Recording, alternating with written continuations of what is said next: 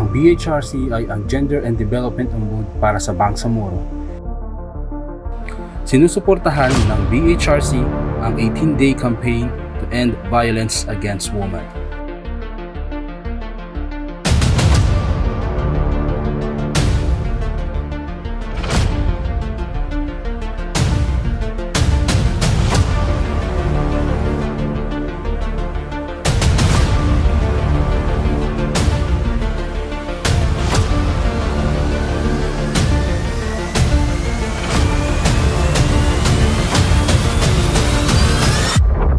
Number 8 on our countdown. Saki amato ako, maadang kawagid ko.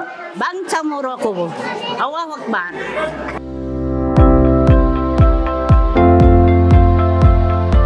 Dahil po sa human right education, nagkaroon po tayo ng kaalaman tungkol sa mga karapatan natin sa abuse at saka violation na nangyayari sa atin. So, alam na natin saan tayo lalapit at saan tayo, anong mga proseso ang ating gagawin.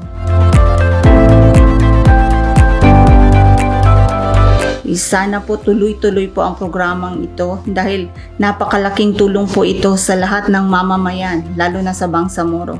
Kasi maraming Bangsamoro po ang naaabuso na hindi nila alam ano yung gagawin nila. Hindi nila alam saan sila lalapit at hindi nila alam kung ano ang prosesong kanilang gagawin.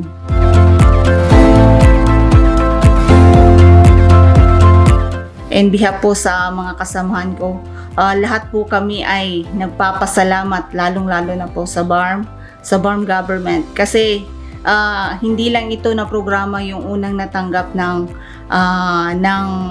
mga women's dito sa Davao. Alhamdulillah.